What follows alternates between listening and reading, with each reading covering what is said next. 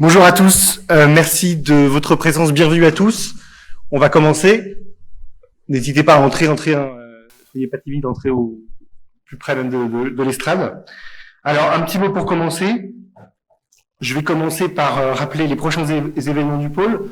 Donc là, on est dans notre premier gros événement depuis la fin du Covid. On a eu une grosse activité digitale en webinar. On avait fait une session néobanque le 1er octobre. Alors les prochains événements du pôle, ça sera donc dans le cadre de la semaine de la FinTech organisée par nos amis de France FinTech et de la Banque de France et le Swave, donc la semaine prochaine.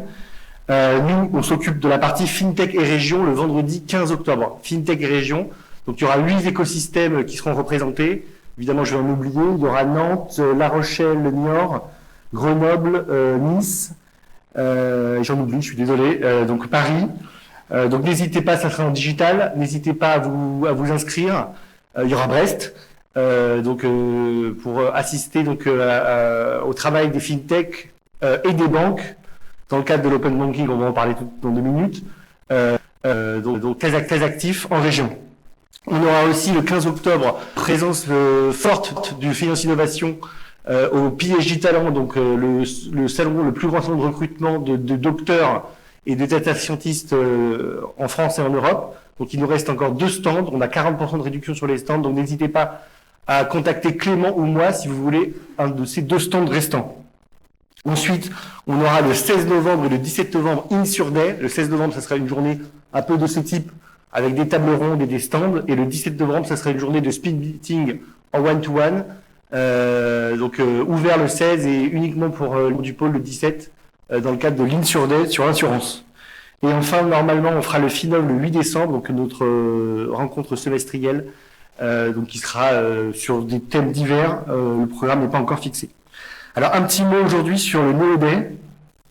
Alors déjà, alors évidemment, on ne peut qu'en parler. Au début, on avait, avec Clémence Garnier qui a organisé l'événement, Clément Léry et l'équipe com du pôle, on était très embêtés car le régulateur a, on va dire, contingenté l'utilisation du mot néobanque aux néobanques qui avaient l'agrément établissement de crédit. Alors, il se trouve que quand même, il n'y en a pas beaucoup. Donc, il se trouve que dans NeoDay, il n'y a pas de néobanque, donc on a pu réussir à garder le titre. Mais en fait, notre sujet, c'était quand même aujourd'hui, c'était la journée des néobanques, donc on va dire pour simplifier les choses, on va dire au sens marketing du terme et au sens de la régulation du terme. Donc si on peut pas dire, on va dire c'est 95% de ce qu'on appelle les néobanques au sens marketing, 5% sont régulés, on va dire, établissements de crédit encore probablement moins.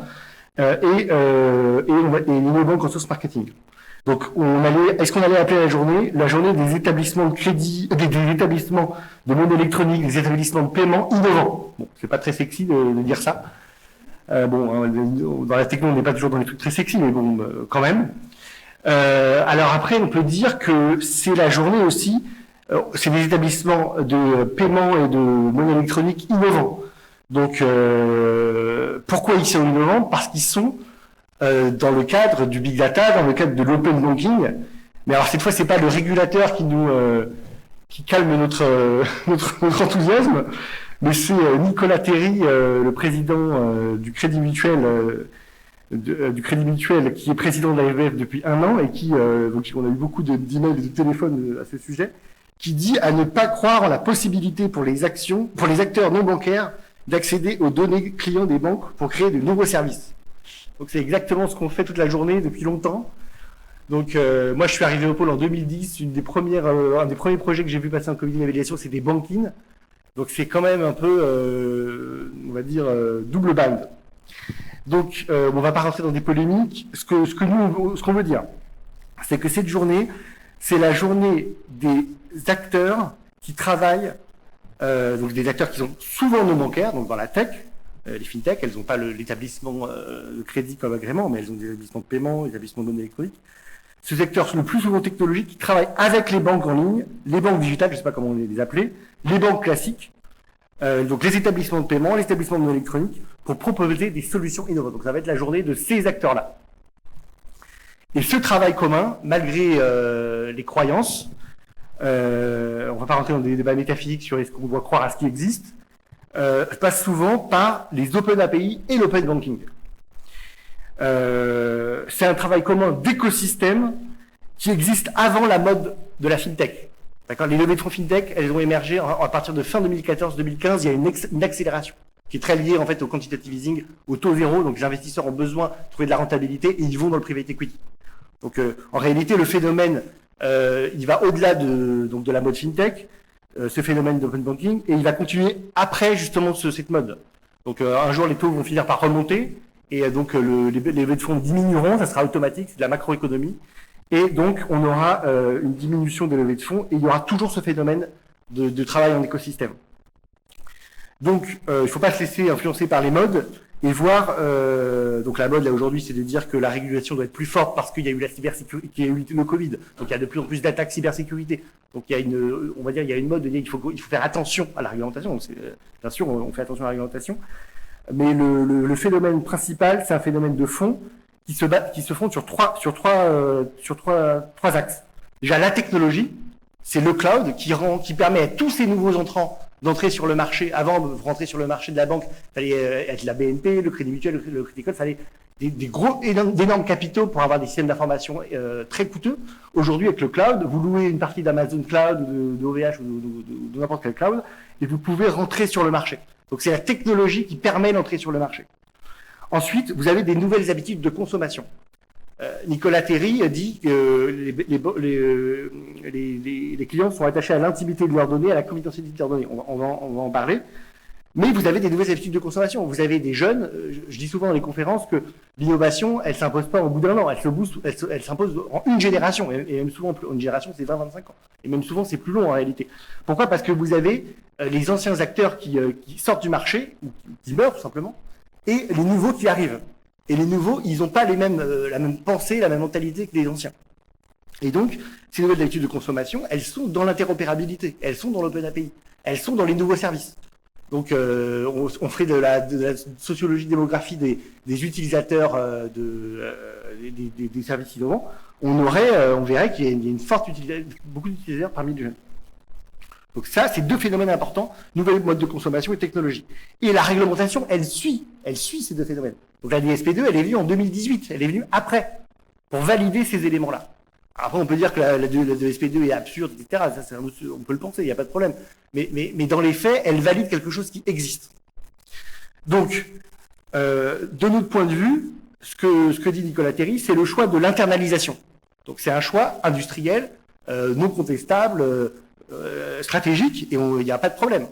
Mais il se trouve qu'aujourd'hui, la majorité des acteurs, et y compris des très grands acteurs, la BNP, la Société Générale, etc., regardent la partie externalisation, Open API, et proposer des nouveaux services à leurs clients dans ce cadre-là. Et en plus, dans ce cadre réglementaire, la DSP2 permettant de sécuriser ce type d'interaction. Alors évidemment, je pense qu'il faut prendre au sérieux ce que dit Nicolas Terry en termes de confidentialité et d'intimité numérique. Mais là encore, grâce à la technologie, on peut respecter l'intimité et la confidentialité des données en proposant des services. Donc nous, on travaille avec les pôles de compétitivité, on a collabellisé des projets dans la santé, par exemple, où les données individuelles sont encore plus importantes que dans les données financières. Et il y a des outils qui existent, qui sont sur le marché. Ces outils-là permettent d'anonymiser des bases de données et d'offrir des services innovants à des gens qui souhaiteraient rester anonymes. Donc vous pouvez recevoir du cashback, des offres ciblées sur vous, et la fintech ou même la banque ne sait pas que c'est Monsieur Dupont qui habite je sais pas où, à telle adresse, qui reçoit ces offres-là. Parce qu'on a réussi à le cibler en termes de CSP, en termes de sexe, en termes de s'il y a des enfants ou pas, en termes de consommation, il va au restaurant japonais, etc., etc. Donc on peut savoir tout ça dans l'anonymisation, de façon anonyme. Donc ces solutions, elles existent. On en a labellisé certaines. Donc n'hésitez pas à nous contacter si vous voulez travailler dans ce cadre-là. Donc en réalité, il n'y a pas vraiment de barrière technologique qui empêcherait l'utilisation de l'Open API et ces technologies permettent de respecter l'intimité et la confidentialité de données. Voilà, bon, on va pas débattre pendant longtemps là-dessus. Un dernier point là-dessus. Nicolas Terry parlait de choix de société. Nous, ce qu'on peut dire, c'est que un choix de société, c'est de choisir l'open banking et l'interopérabilité. Pourquoi? Parce qu'on est aujourd'hui dans le cadre de, on est partenaire j'oublie tellement d'associations de FinTech for Tomorrow sur le challenge de la finance verte. Il y a 10 candidats là qui ont été sélectionnés, il y en a 6 qui sont membres du pôle qu'on a labellisé, etc.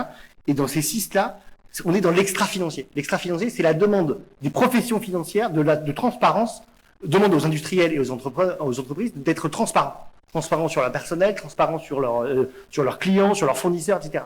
Donc il n'y a pas de raison que le secteur financier ne soit pas transparent. Et cette transparence, elle est demandée par les clients. Donc les clients demandent d'avoir des nouveaux services. Donc les banques peuvent internaliser ces nouveaux services ou elles peuvent les externaliser auprès des fintechs, auprès des néobanques.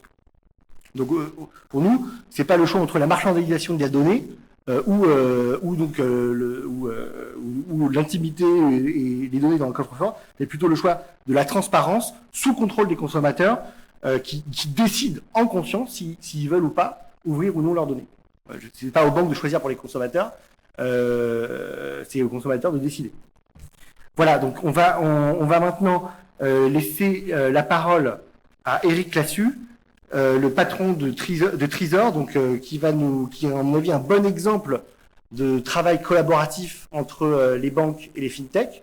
Là, une façon pour la Société Générale de travailler avec les nouveaux acteurs, d'offrir aussi de l'innovation aux nouveaux acteurs. Parce que n'oublions pas que les banques, elles sont fournisseurs d'infrastructures. Et donc Arkea l'a fait depuis longtemps, la Générale le fait maintenant. Les banques sont fournisseurs d'infrastructures. Et on va vers où il y a de la croissance. Il y a de la croissance vers les nouveaux usages, vers les nouveaux acteurs. Donc je laisse la parole à Eric. Et merci de votre présence. Donc vous avez de l'autre côté, pour ceux qui sont arrivés directement dans l'amphi, vous avez de l'autre côté une dizaine de stands. Clémence, il y a combien de stands? Je ne sais pas, une dizaine, quinzaine de stands. Ah, une vingtaine de stands. Donc merci à Clémence Garnier qui a organisé l'événement. Merci à Clément Derry et à Edwin qui sont sur la com et sur l'organisation logistique de tout ça. Et on laisse la parole à Eric et ensuite à nos speakers. Merci à tous et bonne journée.